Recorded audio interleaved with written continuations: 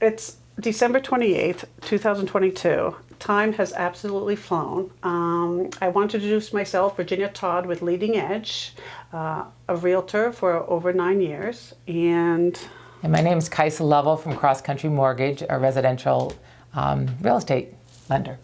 And how long have you been in business? I've been at Cross Country for 6 years, and prior to that, I was at some other medium to large banks. Yeah. And this year has been so crazy in lending and in real estate. January 2022, the rates were about 3.5%. Now they're at 6.5%. At one point, they hit 7%.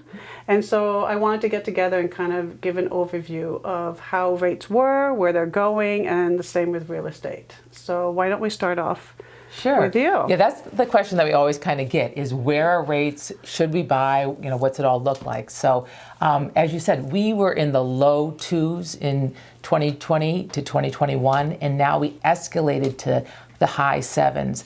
And based on the economist Lawrence Yun, he sees that we've reached the peak of our rates. So thank God.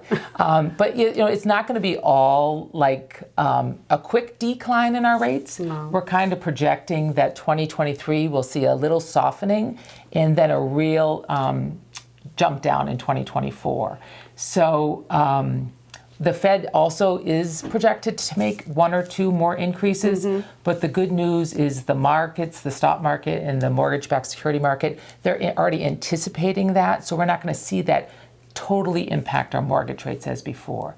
But, you know, from it's people were kind of shocked because from January to say 5 months later, we had so many increases. Like every week. It felt like every week. At 3.5, and now we've talked to one us, and it's 7%. So we really are kind of keeping updated on our pre-approvals and seeing what people can afford. But so yeah, people are a little shocked. But the good news is we have seen a decline in inflation, and we are kind of seeing people kind of still, the demand there is still there for real estate. Now, do you think we'll ever see 8%, or do you think 7 is like the worst? So, you know, based on the projections, they don't see us totally going back. Okay. On a 30-year historical rate, amazingly, our 30-year historical average for a 30-year mortgage is 6.8, percent. Yeah. So we were just since, 2020 till now in that lower 4-ish percent. Yeah. So we're just not used to seeing a little higher rates, but right now we're probably averaging about 6.25-ish. On the real estate side, last spring at least, if you were looking to buy or sell, I mean, if you were selling, you could sell a box with maybe 2 windows and a door, and that's about it. And you could sell it for $200 over asking. Everyone was waiving everything. It was just absolutely crazy. Right. So I was trying to get myself, if you had like a piece of junk, sell it now. You know what I mean? And poor buyers, they had to have 20% down, they had to have cash, they had to waive home inspections, appraisals, financing, give their firstborn. It was just a crazy, crazy time. And luckily now that has calmed down a lot. Right. And so, and I'm sure you see this on the lending side as well. Right. What we're really kind of seeing is there's no more panic buying for the buyers. So there might not be a lot of inventory, but they actually have choices. And they have time. So I always say it's good to kind of meet with the lender, find out what your options are, and in time we'll find that right one for you.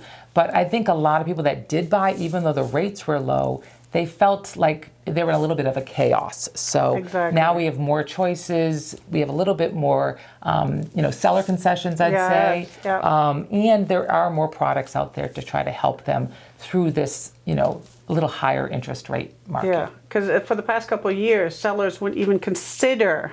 Right. So I think so it's many, like FHA loans, VA loans, which is 0% down. I mean, of course, our veterans should, after all they've done for us, but they some should people be able to buy a home. Yeah. And some sellers I've actually seen in transactions that they preferred the VA, because just that connection. But but I would really say, even though rates are on the higher side versus the 2 or 3s, if you buy now, you do have that option that you're pre-approved at that rate, and you could always refi, say what it is a year or 2 years out.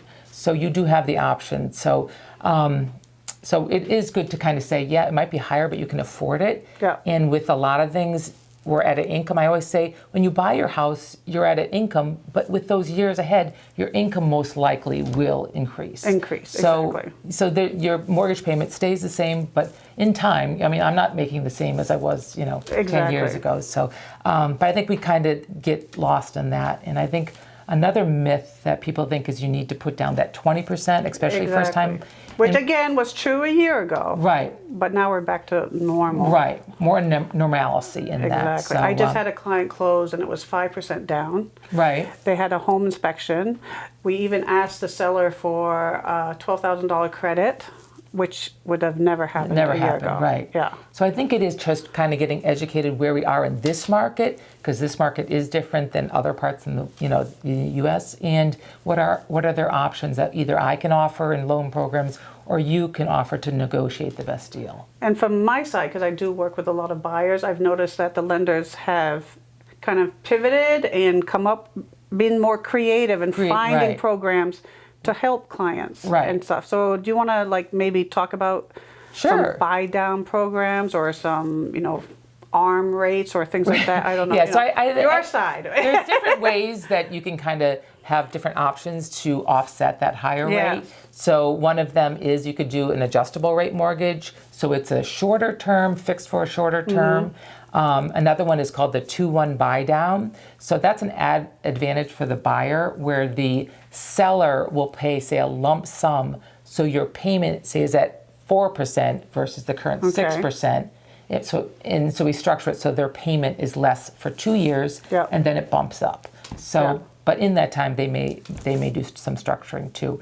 But there's always some down payment assistance programs. So how those work? Sometimes it's something you pay when you sell, but it helps with your down payment. So it definitely is. Yeah. And there's so many programs out there. And some of them are at a 0%. So it's just helping you with that. And I also just see on your side, there's those seller concessions. But I'd really just say those first-time home buyer, the different ways that we can structure it based on loan product. I mean, home ownership, 87% say it's one of their best assets, right? Yeah. So you really want to be protected buying your best asset, whether it's the right loan program or working with a trusted agent.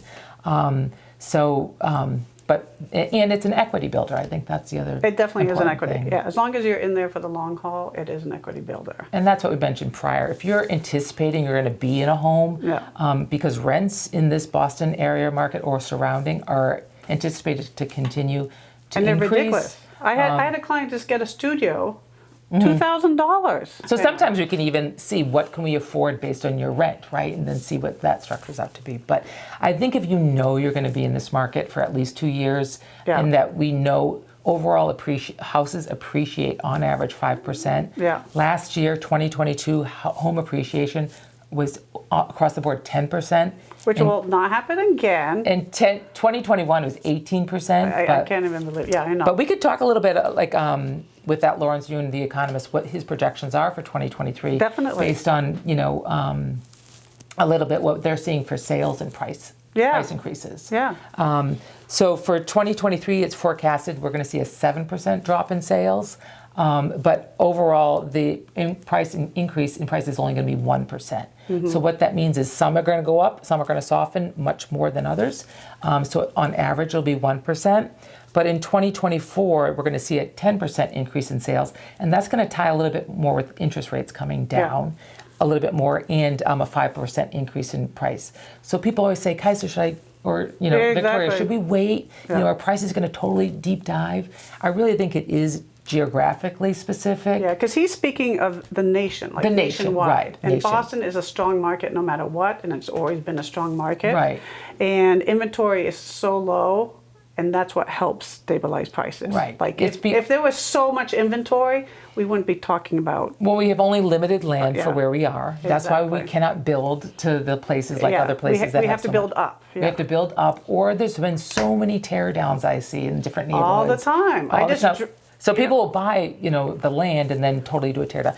But so I don't think we're going to see a total. I mean, will there be a shifting of prices? Sure. Yes. Do I see that it's going to totally take a deep dive based on the different, we keep updated all the time. Not super, but it's important that you do have a local realtor that prices it correct, because right. Last year I could have just thrown a number and then you just would know you would get over it. You're not getting. You have to price it right so that the buyers come and see it and expect to get what that price was offered. And I think people kind of say, when's the best time if I do want to list my house in 2023? When would you say that would be? So I always tell for sellers, the spring, for whatever reason, that's the best time to sell. But to buy right now, I'm trying to tell my buyers, it's cold, everyone's occupied with the holidays, nobody wants to go out, you can go and get a deal. And I closed on my first house in December, so yeah, I think I did too, and it was a huge snowstorm. You Right. couldn't even see half my house. And But people are motivated. If you've been looking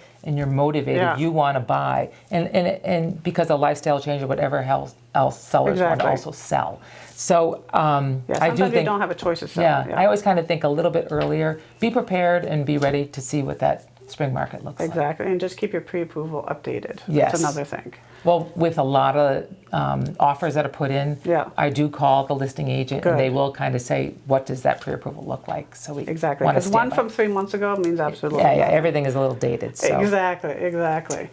Yeah, so anyway, I hope you learned something from us. If you have any other questions, please feel free to contact one of us. At the end of this video, we'll have our contact info. Again, I'm Virginia Todd with Leading Edge. And I'm Kysa Lovvol from Cross Country. Thank you. Thank you.